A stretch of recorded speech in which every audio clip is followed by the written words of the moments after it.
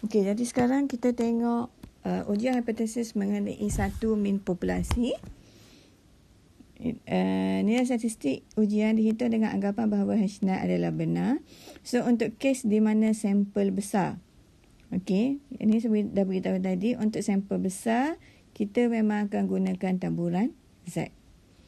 Dan untuk sampel kecil, kita akan kita kena tengok sekiranya S diberi. Yang ni S diberi. S apa dia? S adalah sisihan piawai sampel. Okey, S. Sekiranya sisihan piawai sampel diberi, kita gunakan taburan T.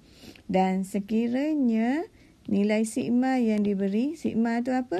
Sigma adalah sisihan piawai populasi.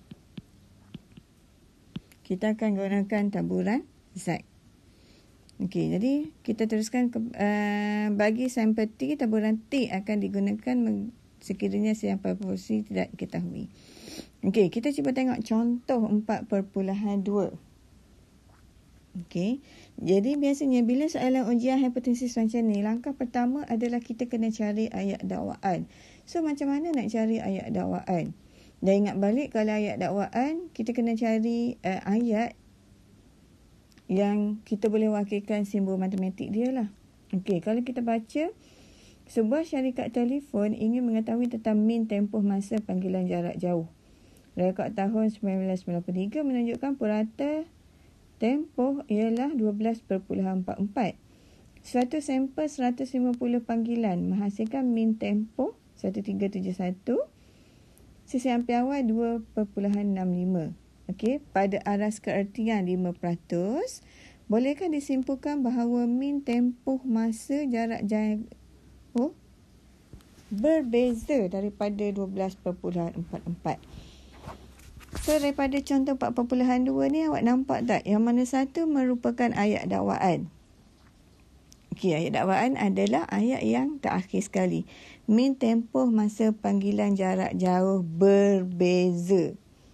Okey, sekarang berbeza. Berbeza ni kita boleh wakili dengan simbol apa? Tak sama lah kan? Not equal. So, min, mu. Adakah mu not equal to? Okey, bila berbeza, hipotesis null ataupun alternatif ni? Okey, good. Ia adalah hipotesis alternatif. Jadi, hipotesis null kita, mu sama dengan 12.44. Dan hipotesis null kita merupakan ayat dakwaan. Okey, so langkah pertama kita dah settle dah.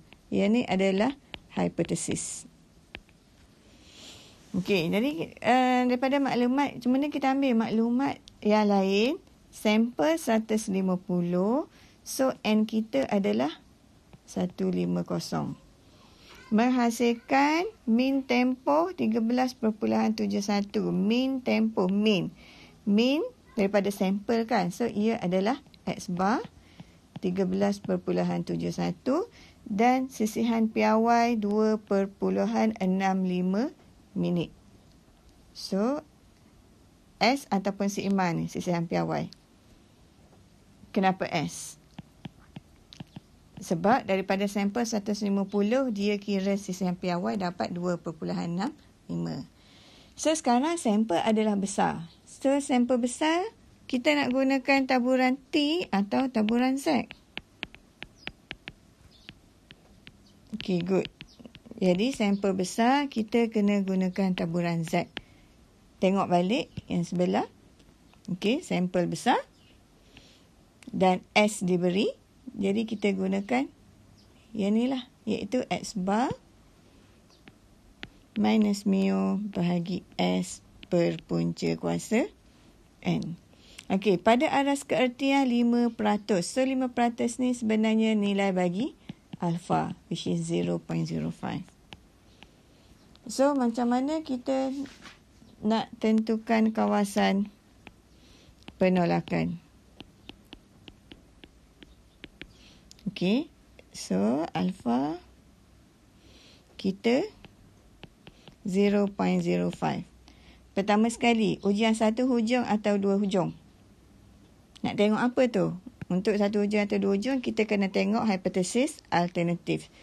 Alternatif dia sekarang, mu tak sama. Bila tak sama, ia adalah ujian dua hujung.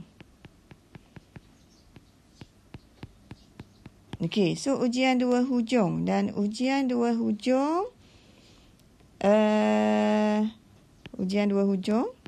okey. So, bila dua hujung, make sure nilai alfa juga awak bahagi 2. So, akan dapat 0.025. Okey, so sekarang luas kawasan yang berlorek ni.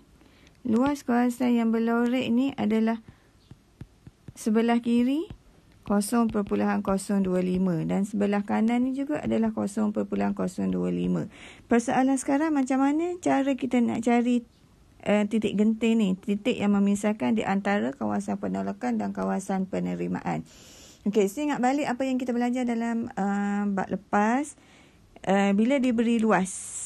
Okey, so kita kena carilah luas 0.05 dalam jadual normal. Z jadual normal. Okey, so luas kat sini bila 0.05, kita kena carilah 0.025.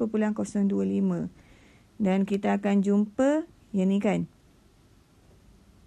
Nampak tak? 0.025 di mana nilainya adalah negatif 1 perpuluhan. Dia akan ke sini.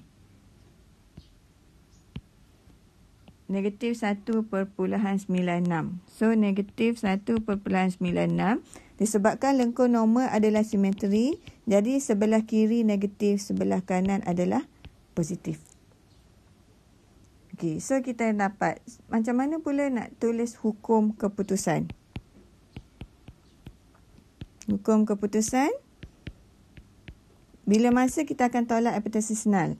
Tolak hipotesis null jika nilai statistik ujian lebih kecil daripada negatif 1.96 atau lebih besar daripada 1.96. Iaitu bila berada kawasan yang berlorek ni, kita akan tolak hipotesis null. Okey, so nak tahu kita tolak ataupun terima hipotesis null.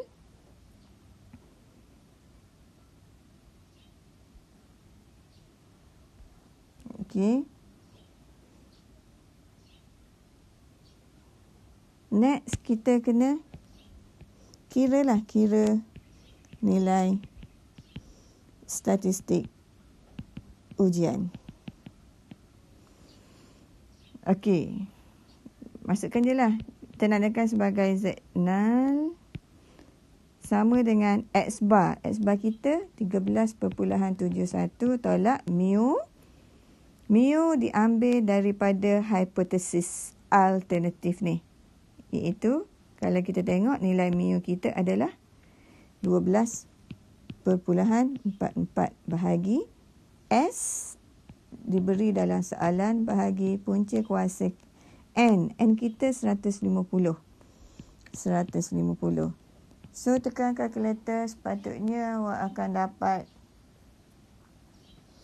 5.87. Okey, langkah 5 untuk buat keputusan. Kita dapat Z 5.87. 5.87 ni berada kat mana? Kat sini kan? Iaitu lebih besar daripada 1.95. Ataupun dengan kata nama lain, 5.87 berada dalam kawasan penolakan. So, keputusannya 5.87 adalah lebih besar daripada 1.96. Jadi, kita akan buat keputusan hipotesis null. Kita tolak. Okey. Kemudian langkah 6 untuk buat kesimpulan. Sekarang null ni kita tolak. Okey, null sekarang kita tolak. So, null kita tolak. Adakah dakwaan tersebut benar? Okey, null tolak, maka secara automatik maka dakwaan adalah benar. So, kesimpulannya, untuk buat kesimpulan, kita kena jawab balik soalan. Soalan tanya, bolehkah disimpulkan bahawa mean tempoh jarak jauh berbeza? So, kesimpulannya bolehlah kan. So, kita katakan pada alfa 0.05, kita boleh simpulkan bahawa mean tempoh masa panggilan jarak jauh adalah berbeza daripada 12.44. Salin je balik semua ayat dakwaan tadilah. Okey, jadi untuk buat ujian hipotesis, nak tak nak awak kena follow satu persatu step. Pertama, buat hipotesis, nyatakan statistik ujian, apa itu kuasa penolakan, kira nilai statistik, buat keputusan dan juga beri kesimpulan.